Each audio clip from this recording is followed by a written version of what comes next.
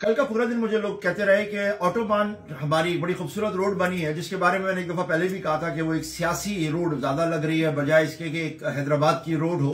उसके ऊपर भी मैं एक दफा पहले बात कर चुका हूं, मगर मुझे किसी ने बताया कि ई चालान हैदराबाद के अंदर आ रहा है और उसके अंदर सबसे पहले ऑटोबान रोड के ऊपर आएगा। तो ये वाली बात को मैं सुन तो लिया था मैंने 2-3 जगह से, फिर मैं कल चेक करने के लिए चला गया ऑटोबान और मैंने सीट बेल्ट भी लगाई ताकि मैं जाके हालात देखूं। मगर बड़ी माजरत के साथ जाके वही मुझे नजर आया कि वही गधा गाड़ी घूम रहे हैं, वही चिंकियां घूम रही हैं, वही तरीकेकार लग रहा है जिस तरीके से। तो मैंने कल उसके ऊपर वीडियो भी बनाई कि मुझे नहीं दिखता कि हैदराबाद के अंदर ई चालान आ सकता है। वापस आने के बाद थोड़ी मैंने तहकीक की तो मुझे नजर आया कि हमारे शहर में बैठे हुए इस वक्त रेंज के डीआईजी ने, उसके बराबर में एसएसपी साहब बैठे हैं, उन्होंने इस बात पर बाकायदा प्रेस कॉन्फ्रेंस की है और आवाम को इतनी बड़ी पर्ची दिखाई है कि इतने पैसे लगेंगे, इतने जुर्माने लगेंगे, इतने जुर्माने लगेंगे। उसके अंदर सिर्फ ऑटोबान रोड नहीं है बल्कि और बहुत सारी रोड्स का उन्होंने जिक्र किया है जिनके ऊपर उन्होंने कहा है कि जी चालान लगेगा और पैसे लगेंगे।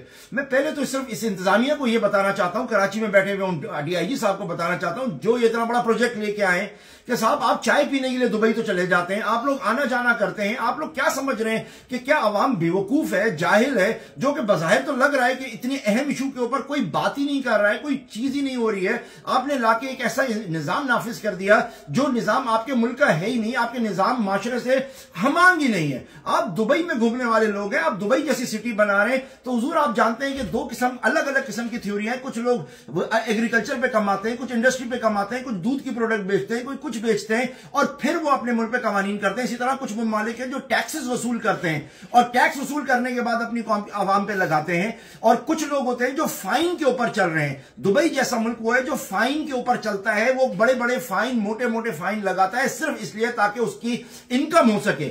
आप एक ऐसे मुल्क की जिसके जो एक फलाई रियासत बनी हुई है, जो टैक्स फ्री मुल्क है, जहां पर आप दुनिया के 150 अक़वाम आके रह रही हैं, जो दुनिया का बिजनेस हब है, आप उस मुल्क की चीज लाके अपने मुल्क के अंदर नाफिज करने की कोशिश कर रहे हैं और अवाम उसके ऊपर चुप बैठी हुई है। कराची के अंदर वो चुप बैठी है, उन्होंने एक्सेप्ट कर लिया इतने बड़े बड़े मोटे चालान।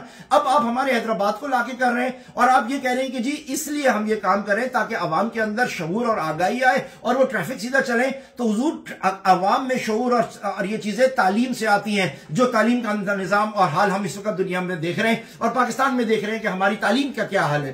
तालीम आप दे नहीं रहे, आप माशरे के अंदर अवाम के अंदर से सड़कें आप बना नहीं रहे, आप कुछ चीजें कर नहीं रहे और आप ई चालान हमारे को देंगे कि हम लोग अपनी जेबों के अंदर से पैसे निकाल निकाल के आपको दें।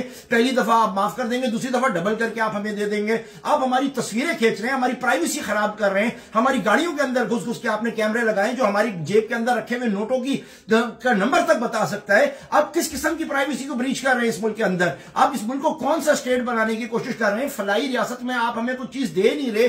चिंकियां, सड़क, गधा गाड़ियां इन सारी रोडों के ऊपर चल रही हैं। सड़क के ऊपर चलो तो गाड़ियों का बेड़ा गर्क हो गया है, पता नहीं किन के साथ कमीशन आप लोगों को मिलते हैं और आप इतना बड़ा एक ई चालान का सिस्टम निकाल के लेके आ रहे हैं। खुदारा होश करें और हमारी सिविल इंतजामिया, सिविल सोसाइटी और किसी चीज के ऊपर उनको बोलने, ई चालान पे बोलने का उनको मौका नहीं मिल रहा। वो शराब खाने के ऊपर जाके बात कर रहे हैं ताकि शराब खाने का रेट और बढ़ जाए। मैं हैरान हूं उस इंतजाम उन लोगों के ऊपर। और सबसे ज्यादा आखिर में मुझे तकलीफ है हमारे वकला बरादरी से कि जो उन चीजों के ऊपर तो बोल रहे हैं और उन चीजों की वजह से जीत भी गए इलेक्शनों के अंदर, चाहे जिनका आवाम से डायरेक्टली कोई ताल्लुक भी नहीं है, ना 27 का उनके साथ कोई मसला है उसका आपका अमेंडमेंट का, ना 26 का कोई मसला है, लेकिन उसके ऊपर हम बोल रहे हैं और हम बड़े बड़े इलेक्शन जीत रहे हैं। मगर इतना बड़ा मसला जो डायरेक्टली हमारे अवाम के साथ लगा हुआ है, अवाम का एक बहुत बड़ा मसला है, इतना बड़ा पैसा, इतना बड़ा फाइन, किसी बार ने अभी तक कोई रेजोल्यूशन नहीं निकाला, किसी बार ने इसके ऊपर शोर नहीं मचाया, किसी ने इसके ऊपर एहतजाज नहीं किया। उन पे भी मुझे अफसोस है। मैं चाहता हूं कि हमारे बाज भी इसके ऊपर एक्शन लें, सिविल सोसाइटी अब अननेसेसरी बातें छोड़ के काम की चीजों के ऊपर आए और इस ई चालान को हैदराबाद में आने से पहले रोके।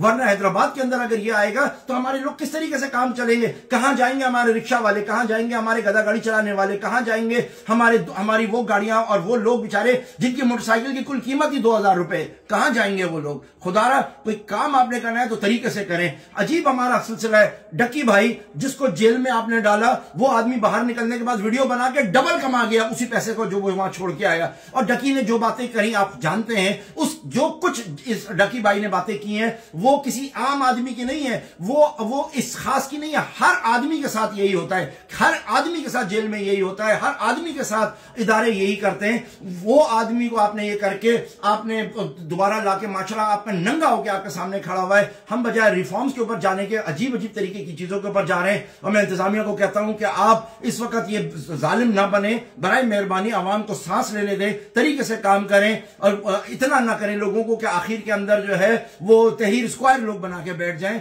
इस मुल्क को बचाएं, इस मुल्क के इदारों को बचाएं, इस मुल्क के सूबों के साथ ज्यादती ना करें, सबसे पहले इस आवाम के साथ ज्यादती ना करें जो खून पसीने की कमाई दे के आपको पाल रहा है। बराए मेहरबानी, सब शुक्रिया।